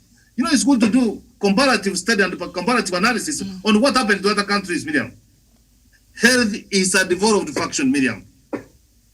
When you become sick from your health center, when you go there, you must be able to find a nurse, you find a doctor, and you find medicine. What is the problem with that, Miriam? When you are making 10 steps forward, and then you go 20 behind, Miriam, will you ever move? You will never. So, Miriam, it has never been goodwill from the side of governors, the side of the national government, to let it go so that the health function is properly managed. NHIF has been a cash cow. Let me tell you this. And in the health matters to do with health, Miriam, we will quarrel, we will talk until cows come home. So what, Professor, what I'm hearing you to say is the government, the national government, has not fully given up the functions of the health sector. That's what I'm trying. And now the county governments are sabotaging every effort from the national government. Is that what you're saying? That's correct. Okay. They are sabotaging each other, Miriam. Do you remember when Charity Ngiri was the Minister for Health? Was she not coming on how we need to have universal health care? Haven't you seen the president with his Big Four agenda? The 4 counties where we have been having pilot study are saying that it can be done. Miriam, just go to Makwen here. Every family pays only 500 million, and you are covered by NHIF. So Miriam, if we don't have a goodwill to address the health professionals, the health workers, Miriam, we will never succeed. What I've said, you see some of the demands the health workers are asking. In one area where I agree with them, Miriam, we should have a National Health Commission, which looks at how these people are being treated. If a respective county, they are not being treated well, they know where to report. But as things are now, Miriam, every health workers from every other county, they are on segment and they don't know even who addresses their issues. So where will that leave the Ministry of Health? What will be its functions? You know, Miriam, like now we are coming with the National Youth Service Commission. You focus on issues to do with that. So National Health Commission, Miriam, will be focusing on the health workers. What are their issues? Period. Now the Minister for Health, Miriam, will just remain on policy to see that things are done properly and they coordinate to see what happens. In fact, they will be able to have minimal things to do with the health matters, but they will be there just like a dashboard to see what happens. But the National Health Commission, Miriam, you can see every other day, Nairobi County health workers are striking, Kisumu, they are dancing, they are doing what, they are leaving people to die. Simply because there's nobody who is focusing. And we are saying that about the National Health, NHIF, it should be functional, Miriam, and that's one area where you see now we are using more money on administrative. You see the purpose of why NHIF was put in place? It was there to help the patients. And now so I agree with the recommendation, and I agree with what if it is implemented, Miriam, it can help. Okay, thank you so much, Daniel. Kenyans are saying, can we restructure NHIF? And also the Health Commission, the Health Service Commission that is being proposed here, as well as draft and adopt a patient's Bill of Rights to standardize the quality of healthcare across all counties. Yes, Miriam, first and foremost, let me take this opportunity to say that perhaps health is one of the integral parts of our nationhood. And they say a sick nation is a nation on the path of peril. And that is why our forefathers really fought to fight disease, ignorance, and poverty. And now when you talk about disease, that is the health part of it. And perhaps that was a very, very key factor that they saw was a problem facing Kenyans. Now, I've had Professor talk, and I think he has really painted the exact picture of what is happening. You know, they say that to whom much is given, much is expected. And the counties, since the health ministry was devolved back to the counties, we have been having a myriad of problems coming from the side of the medical practitioners, complaining of delays. Some counties have even gone 5 months without paying their health workers. And it's not because money has not been devolved to the counties. The lack of willingness to cooperate with the national government and these proxy wars that are happening is what has been bedeviling these progress in terms of healthcare and universal healthcare. That is. So to me, I think the remedy to that is in the BBI report. When we have that particular health commission, it will be able to oversight that and check quite sufficiently to ensure that we do not have such kind of friction, which in the long run has a very enormous effect on the Kenyans who go to the hospital and are not able to receive medical care Kenyans who go to, doctors who work all the months without getting any remuneration for their good work, and especially at this moment when you're having a pandemic. So to me, I think we have to make sure that every stakeholder is accountable. The issue of the NHIF, I think we need to do a very, very resolute reforms at the helm of NHIF amongst other departments of health, including the Afya House itself, where the minister said that it is full of cartels. We need to clean out these cartels at the NHIF, at the Afya House, to ensure that Kenyans have value for their money, that money which is allocated for the purposes of making sure that we receive universal healthcare coverage is used quite efficiently, and at the end of the day, each and every coin counts in benefiting the citizens of this country. So I think the recommendations are good. If you are only the stakeholders will play their roles quite with honesty and with the interest of people at heart, then I believe these are very, very good recommendations from the report, and they are all aimed at ensuring that Kenya is able to combat and eliminate some diseases like malaria and pneumonia and all these ones that we have been having since independence from our population. And that is a very, very win-win situation. When we have a healthy nation and we have happy medical practitioners, then our sector will be able to grow, and even our lifespan, will move a bit higher, like what we have in Europe and other Middle East countries. So I think that is something good, and it should be looked into to make sure that they implement it once the BBI report takes root. All right, we know, and I'm sure Professor knows this, perhaps he teaches it also, when they want to rate a country in terms of development, health is one of the key things they look at in terms of indexing and seeing how healthcare has been taken care of in a country. So I believe we still have a long way to go in terms of our healthcare system, but I think the structures that have been put in place, and seeing that President Uhuru Kenyatta has it as one of the key agendas he wants to address and wants to leave as his legacy, I'm sure. And with the coming of COVID-19 that exposed a lot of underbelly in our health system, now he knows where the problem lies, and I'm sure more efforts will be put to the places that require that. So out of all this, we remain with 2 points. Of course, we were reading and seeing what Kenyans said and how the BBI has responded, and we are through with that. But on top of that, 2 more things were added to that, and one of them is the running mate in line with devolution that we talked about yesterday, and the governors have a problem with. The running mate of every candidate for the position of the governor should be of the opposite gender. That is point 8, as you conclude, and point 9, where a county fails to appoint a deputy within 90 days of vacancy. You see, like what happened in Nairobi? Now, the Speaker of the County Assembly shall, with the approval of the County Assembly, do so. So you're saying if the Governor, Sonko Mike, refuses to appoint a Deputy Governor, it is not his prerogative. The County Assembly shall appoint. I think that is a good thing, Professor. It will save us a lot of headache, because that was not captured in the Constitution initially, and we see the quagmire that we find ourselves in Nairobi. Professor? Miriam, it's good that you have someone whom you can work with. It's very good that you don't have someone being imposed on you. Where the Songos and the others were behaving like so, Miriam, there was no law which was in the place.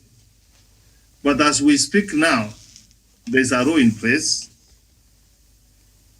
And I know if it could have not been that the challenge which Sonko found himself in, Governor Sonko, he could have appointed the deputy governor. And be it as it may now, if it will be anchored in the Constitution, Miriam, he will have no choice, Miriam. Mm-hmm. It is just like when the president will give him a bill to sign, he does not sign, it effectively comes into force after a period of time. That's for expired period of the time which the law gives him. So in Miriam, we are moving forward to seal the loopholes so that the governor does not think that the county belongs to him or her. And in terms of 8th agenda, the running mate should be of the opposite sex. Miriam, that is a very progressive piece of recommendation which has been given. As I did say yesterday, Miriam, Kenya is a signatory to most of international conventions and the treaties. And we have said that some of those treaties, Miriam, they become part of our constitution. So once we enacted the 2010 constitution, all those things, Miriam, treaties and conventions, they become part of the Kenyan constitution. The world is moving towards embracing two-third gender rule. And are you seeing that's what it's moving for? We have subjected ourselves to work with the rest of the world. And the only way, Miriam, to have this keyword, Miriam, this is the only way and this opportunity which has come. In the event, Miriam, we don't do that one tomorrow. You saw what my brother did. He woke up one morning and he said, this is what the Constitution says. And he gave an advisory opinion, Miriam. Do you want again some part in 2022, 2023, we should have an engagement of saying, oh, the county leadership, oh, the National Assembly, oh, the Senate, oh, the appointment, it is not gender compliant. This is the only way to go because some of even this governors and some of the recommendation, Miriam, they are giving that they should be given power to fire, Miriam. I just look at the people of this country, Miriam, I wonder. So you don't agree with that? The Constitution of Kenya, Miriam, belongs to the people of Kenya. It does not belong to the Prime Minister, does not belong to the President, it does not belong to the governors, it does not belong to the political class. It is the people of Kenya who will want things, how they want to be governed and how they want to relate and have a relation with their constitution. So what the governors are saying, they should be able to know, and I'm giving this kind of pronouncement to the political class. Kenya does not belong to the political class. The kind of situation we have found ourselves, it is because of the political class that they want to play by the rules. So what we want to do, so Miriam, there should not be blackmail. There should be no I'm twisting Miriam. Let them just give their recommendation, just as Daniel, yourself, and myself, and other Kenyans have given. Then they will be subjected to referendum. Even this kind of Miriam, what kind of nonsense are you people talk about consensus? And the referendum means, Miriam, it means yes and no. So when we reach the consensus, then we don't go for the referendum. So Miriam, this governor has not tried to say, oh, they want to do this. We want to make Kenya a progressive society. And Miriam, I have said it here and I'm repeating. The society which develops, Miriam, is a society which does not discriminate. You are members of our family. Your son, everybody else in that home, the mother, the father, has got something to take that family forward. What happens if you close, you lock the door and then someone comes and opens the gate? Thieves will just come in and they will murder you. We have got a responsibility of taking this country forward and let this governors, Miriam, not just go round. In any event, I look at it. BBI is giving recommendation that they want 35% of the resources to go to the grassroots. If you don't want Miriam, what do you want for Kenya? If we are saying that we want to give this one, not by 2/3, we are saying by 50. What's the problem with that? So what I'm appealing that everybody else in this country that we become sober, Miriam, we engage and we have an healthy debate. Forget about the consensus. Let us have the document here, Miriam. And I know, Miriam, if 10 years from today, if God has not come, we will be having a conversation on how we improve our document. Constitutions are not made once and for all. We just get the challenges. Like now, we have looked at the 2010 Constitution. We have seen what works, what did not work. We did not have National Health Commission to look at the issues to do with health workers. Now we have seen there's need. We have said, oh yes, Miriam, we gave 15% to the function to the county government. We are finding that it is not working. We are saying it is 35%. Miriam, we have said that in the 2010 Constitution, we did not address corruption. We have seen there is need for us to address corruption. Miriam, that's how we take our country forward. I submit. All right, thank you so much. So, Daniel, the points that are remaining here under devolution, as was captured by experts, and their response to some of the issues that were raised with Kenyans, but they added two more, which I'm not sure. Number 8, the running mate of every candidate for their position of governor should be of the opposite gender. And the other one, where a county fails to appoint a deputy within 90 days of a vacancy, the Speaker of the County Assembly shall, with the approval of the County Assembly, to do so. I think the opposite gender thing we discussed yesterday so much. So this giving the leeway now to the Speaker of the County Assembly to appoint a deputy if the governor fails to do so within 90 days with the approval, of course, of the county assembly. Will this help, solve the ambiguity that we had in the law that gave leeway to governors? Like, for example, we've seen in Nairobi, Governor Mike Sonko just refused to appoint the deputy because the constitution was very ambiguous in that regard. So will this make it very clear?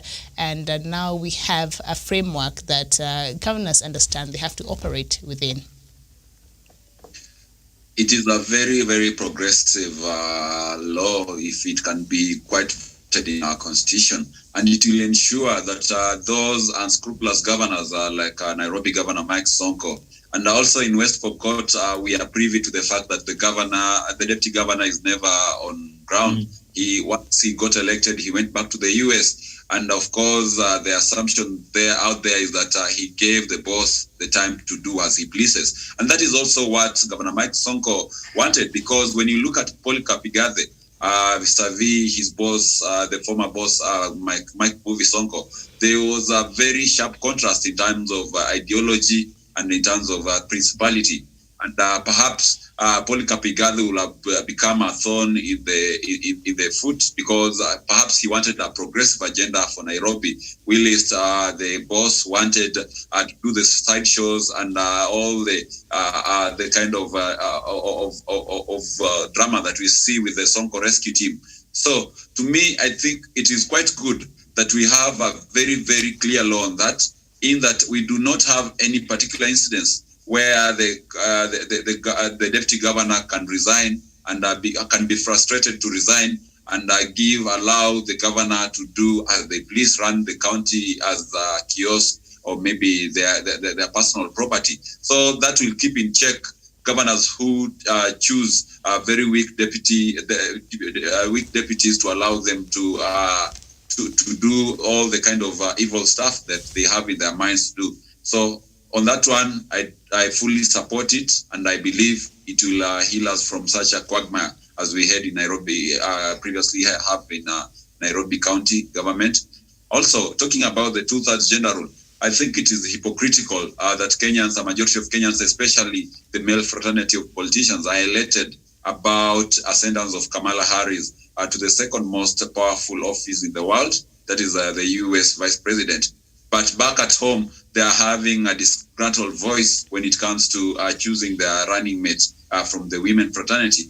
I think we should be borrowing notes and comparing them with whatever is happening in the US. And as we talked yesterday, and as professors always say, if we give women an opportunity, if we give them an induction, if we give them a foray into how these offices are run, not only the county offices, but even nationally. If you can choose a woman as your running mate as a president and let her be your deputy president, deputy prime minister, then it will give them an understanding on how these big offices are run. And next time, when you allow them now to run at their own will, they will be able to implode the support and be able to garner enough votes to propel them to that position of leadership.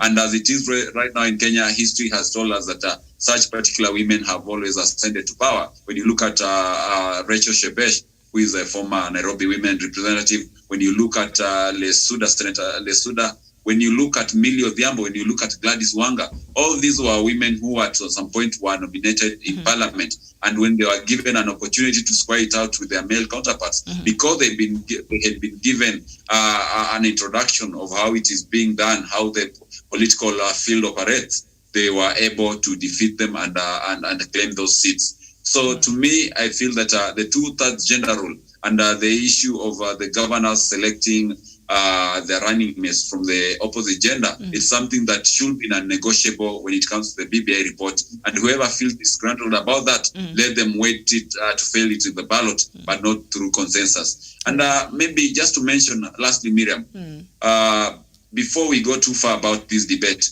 you have to realize that even now in campus, when I used to be in campus, you had the discretion to appoint anyone to be your running mate, either male or female. But right now, whatever is happening, for you to run for the chairman of any union, be it Kuso, be it Sonu, be it Muso, be it Kusa, you have to make sure that your running mate is a female.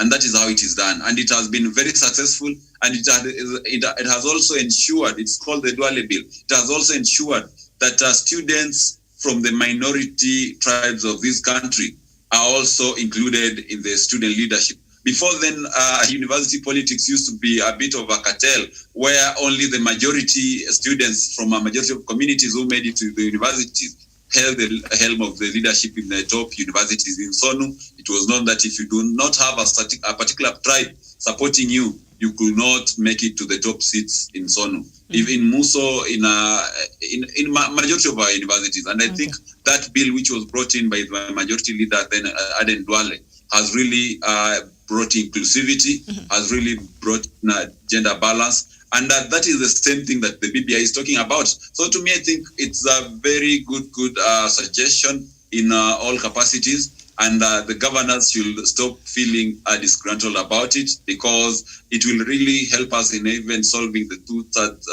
quagmire that we are facing right now. All right, very well. And so that is what the PBI proposes there. But what the governors want, and today they're meeting, and tomorrow also with President Uhuru Kenyatta and opposition leader Raila Odinga, and the governors want a power to hire and fire their deputies. That is what they're demanding now. And the second one is free hand to pick deputies from either gender. They are saying the law should not compel them to pick either gender. And the other one is be allowed to pick deputies after elections. I don't know why. As we conclude, what are your thoughts on this as we conclude, Professor? Miriam, those are their views versus the views of Kenyans. We should get it. We are not making the constitution for governors, Miriam. That is what the people of Kenya said. If they are not comfortable with it, Miriam, and I don't really understand, Miriam, at this 11th hour,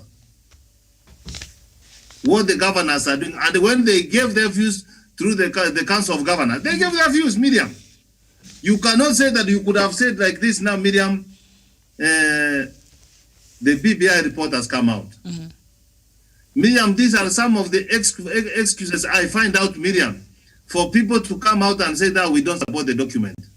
I can tell you from where I sit and where I look at it, there's nothing wrong with that. Those are their views. Who tells you that the governors, 47 of them are Kenyans? 47 of them are Kenyans? Kenyans don't want them to fire the governor. If Kenyans could have wanted that way, they could have said so. In Kenyans, in 2010, we pronounced ourselves that the governor wants that there's nothing you can do. Kenyans have gone forward, have gone ahead, Miriam, to say, we want to give this governor some duties.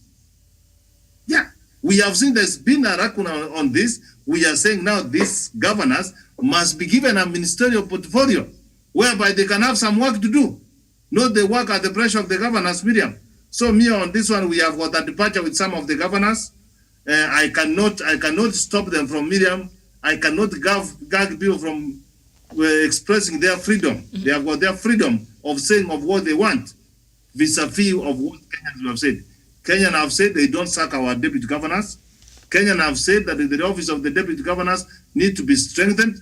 We have said the governors need to appoint a deputy governor when the vacancy falls for due. And we have said in the event we don't do this, we, the people of Kenya, power belongs to the people of Kenya. We will use the constitution through the office of the speaker to appoint the deputy governor to give the people of Kenya power. And the governors are saying, no, we need to be given the power to hire and fire. We have pronounced ourselves. We have said what we want. But on the flip side, if they were the deputy, because now they're speaking as governors and they assume they'll stay there for forever. I think those are very outrageous suggestions and selfish even. By all description, they reek of treachery. Because, you can't tell me that you give me the discretion to appoint my deputy governor immediately after I've been elected. In a political sense, that what means is that this particular individual, while running for gubernatorial position, he will be promising multiple individuals that you're going to be a deputy governor. So make sure you campaign for me so that I win this particular seat.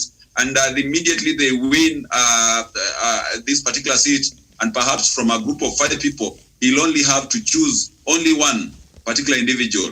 And therefore, that really brings also the storm in the teacup, because we shall have a very, very divisive society immediately after that because of that political betrayal and all that. So we have to make our politics quite clean. We have to make sure that every one who is vying for governor, let them have their deputies known to the people so that we know the kind of a deputy governor we are appointing, whether they are aligned to our values, whether they are incorruptible people of integrity or not, so that we avoid this kind of hide and seek game that the governors are trying to get us into.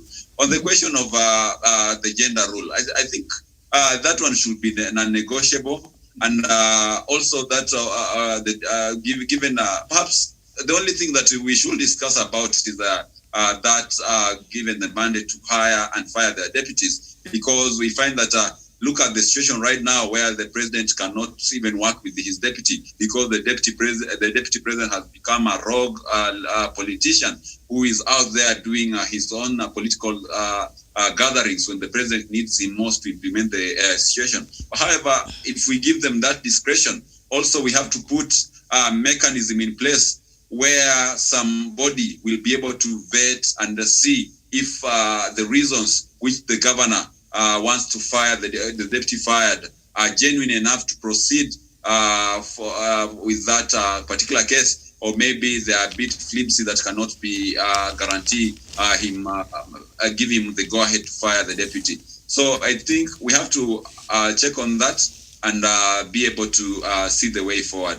But on those two where you have to choose the deputy after the election, I think they're not tenable at this moment. And also the 2/3 gender rule, as I said earlier on, we should not negotiate about that. Whoever feels disgruntled, let us meet at the ballot box. And I think that will be the best way to go. And you'd have thought, that 35% to the counties would have been enough for them, but they're saying, no, we still need to yield more powers and have at will hire. So if they had 5 people campaigning for them, they'll just hire and fire. If you don't dance to their tunes, they fire you, and then they hire the other person. So by the time they're done, they would have hired all these people who campaign for them, I'm assuming. Thank you so much. We were looking at BBI and what and the manner in which it has, addressed devolution there, what Kenyans said. We looked at that and we compared with how the BBI has responded to that, and also what now the county chiefs are demanding in terms of what they want included in the BBI. 35% of the national revenue was not enough to shut them up. All right, Professor, thank you so much for your time today. And thank you, Daniel Wesonga. And of course, we had Chevan Karanja earlier from Nanyuki, who unfortunately we had a bad signal from his part, so he left the conversation early. But thank you all the same. And thank you, our viewers who have even taken their time to write to us. And before we leave, Tankoi Adam, I see you've written something here. Let me just read what you're saying. And they're saying a 3rd gender rule is a scam. What is the need to scrap women representative MPs and introduce women senators? Does it cure gender rule? I tend to think the views of the people on report were ignored, and those said to be pro-BBI sneaked their interest and also added some sweeteners to lure people vote for it. The questions of ombudsman nominated by executive arm is a total derogation of the independence of judiciary, and those are issues that make this BBI dangerous if implemented.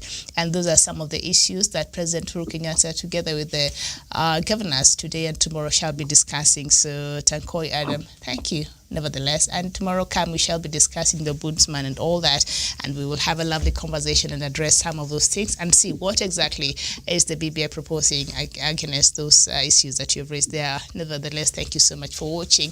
My name is Miriam Ogotu. Good afternoon, and bye-bye for now.